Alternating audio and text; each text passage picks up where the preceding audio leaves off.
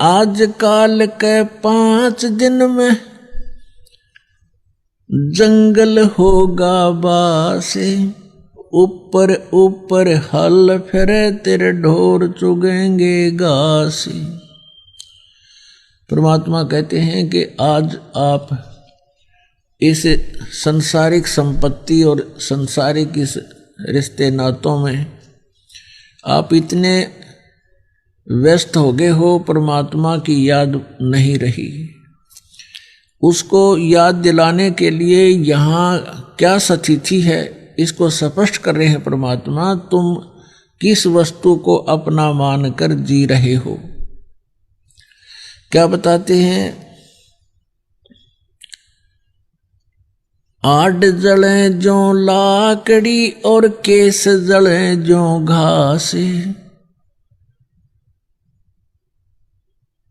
सब जग जलता देख कर भया कबीर उदास। परमात्मा कहते हैं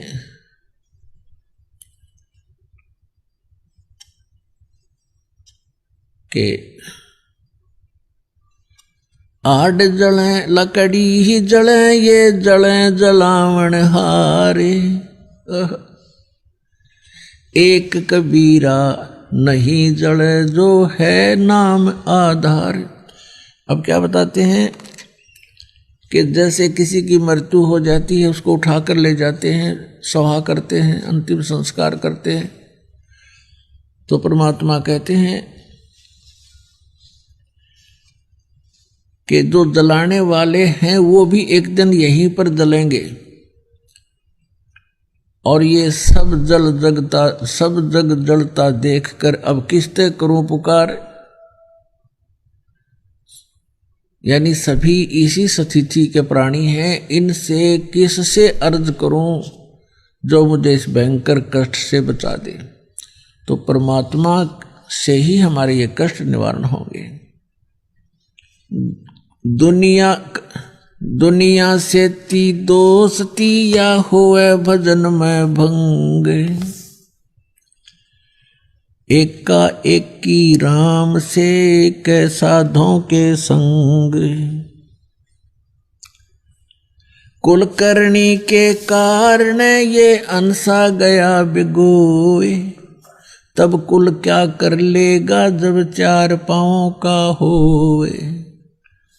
अब तो पुण्यात्मा परमात्मा की भक्ति के अंदर बहुत सी बाधाएं काल ने पैदा कर रखी हैं। कुछ तो लोक लाज के कारण परमात्मा से दूर रहते हैं। अब भगवान स्वयं आकर बताते हैं कि कुलकर्णी के कारण जैसे आप क्रियाएं करते हो पिछली परंपरा के आधार से, और वो क्रियाएं परमेश्वर की भक्ति में बाधक हैं, वो मना कर दी गई हैं कि ये नहीं करना तुमने। अब लोक लाज में आकर के आप उनको कर देते हो, तो परमात्मा कहते हैं कुलकर्णी के कारण ये हंसा गया बिगो, इसने अपना भक्ति नाश कर ली। और फिर ये कुल के कर लेगा जब तू 4 पाया का हो, गधा बन का खड़ा हो गया, तो ये कुल तुझे कहाँ सहारा देगा। तो इन बातों ने याद करके संघर्ष करना पड़ेगा। कुल खोए कुल उबरे, कुल रखें कुल जाए, राम ने कुल कुल भेंट ले, सब कुल रहा समाए। अब परमात्मा कहते हैं यदि तुम अपने कुल के बचाव के लिए कि हमारा जो है भाईचारा बना रहे, लोग विरोध ना करें, क्योंकि आप जी जो साधना कर रहे हो ये समाज से विपरीत है, और ये यथार्थ है। समाज जो कर रहा है वो केवल एक देखा देखी कर रहा है, परंपरा पहले पूर्व जन्म से जो जिसने जैसा बता दिया वैसा करें। तो यहाँ परमात्मा बताते हैं कि कुल रखें कुल जात है, तुम अपनी लोकलाज के अंदर आकर भक्ति करी नहीं, और वहीं बने रहे उसी कुल के परंपराओं में। कल को मृत्यु हो जाएगी, ना आप रहो ना आपका कुल रहना, एक दिन सबने जाना है। फिर परमात्मा कहते हैं राम निकुल कुल भेंट ले, सब कुल रहा समाए। इस परमात्मा वाले कुल में तू आ जा। ये आपका भगत कुल है, ये राम कुल है। और इसमें आप वो तो चले जाएंगे जो भक्ति नहीं करते, पशु पक्षी बनेंगे, उनका तो वहां कुल हो जाएगा। और आपका फिर जन्म होगा, या तो पार हो जाओगे सतलोक में, हमारा कुल होगा, और यदि पुनर्जन्म हुआ तो किसी भक्त आत्मा के घर आपका जन्म होगा और फिर से भक्ति मिलेगी।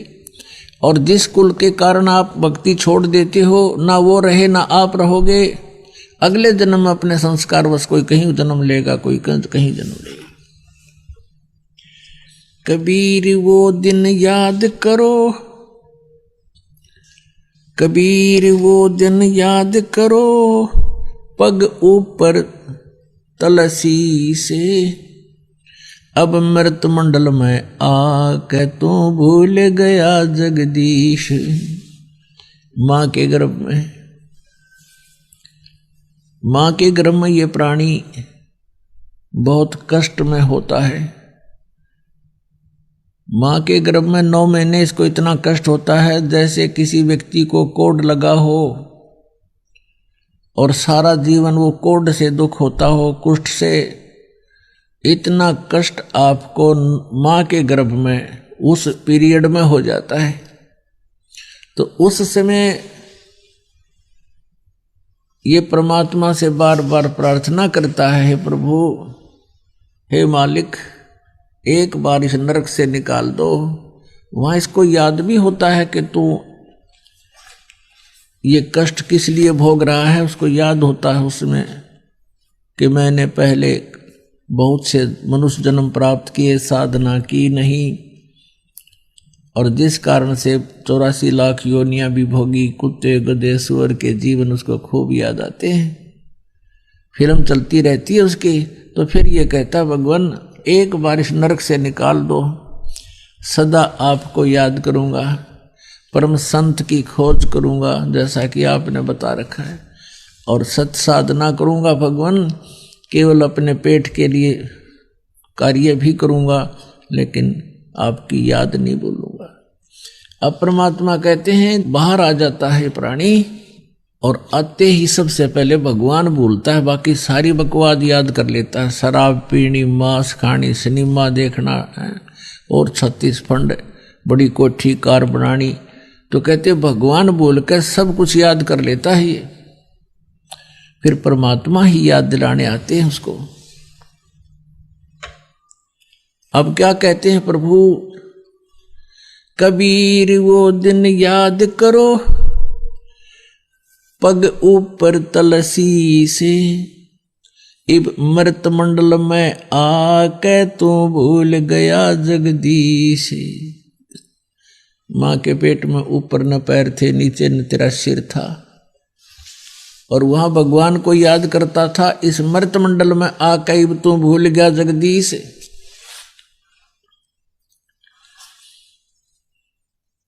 अब क्या बताते हैं परमात्मा के गर्भ के अंदर वचन भरे थे। कहते हैं उस समर्थ की रीझ छुपाई, अब कुल कुटुंब से राता, और गर्भ के अंदर वचन भरे थे, कहां गई वह बाता। कितने दयालु हैं भगवान। जैसे कोई अपने प्यारे मित्र से उसको प्यार से उसकी गलती याद दिलाता है कि अच्छा भूल गया वो दिन, देख उस दिन तू क्या कह रहा था, तेरी कैसे मदद करी थी, अच्छा भूल गया वो दिन। तो ऐसे परमात्मा कहते हैं कि अब उस समर्थ की रीझ छुपाई, तू हाथ जोड़े था, बार बार विनय कर रहा था, भगवान मुझे मां के पेट से निकाल दे, गर्भ से, इस पाप से, इस नरक से। उसने मां का पेट ना दिखता वहां तो उसने नरक दिखाई देता है, और कहता है मुझे इससे बाहर निकाल दे प्रभु, आपको कभी नहीं बोलूंगा। कहते हैं उस समर्थ ने तेरी पुकार सुनी, तू यूं का यूं तेरा शरीर बाहर निकाल दिया, बहुत सुंदर शरीर बना के सकुशल। अब जिसने तेरी रक्षा करी, तेरा पालन पोषण भी पेट में मां के गर्भ में उसी ने किया, और बाहर आते ही मां के सतन में दूध भर दिया भगवान ने, उससे पहले दूध नहीं था। तो कहते हैं उस समर्थ की रीझ छुपाई, अब तू इस कुल कुटुंब में रहता, इसमें लीन हो गया, रत हो गया, और गर्भ के अंदर वचन भरे थे, कहां गई वो बात। तो पुण्यात्मा परमात्मा रह रह कर याद दिलाते हैं, लेकिन हम भूल जल्दी जाते हैं। कारण क्या है? कबीर ये माया अटपटी और सब घट आण अड़ी, किस किस न समझाऊं या कुएं भांग पड़ी। परमात्मा कहते हैं काल ने इस त्रिगुणमयी माया की, इस झूठे सुख रूपी, ये सांसारिक सुख, भौतिक सुख रूपी ये भांग डाल रखी है ब्रह्मांड में, रूपी कुएं में, और इस जल को जिसने भी पी रखा है वो सब मस्त हो गए। उनको याद को नहीं, कार कोठी संपत्ति संतान, तीसरी चीज याद नहीं इनके। वो तीसरी चीज भगवान याद दिलाने आते हैं स्वयं ही आपको।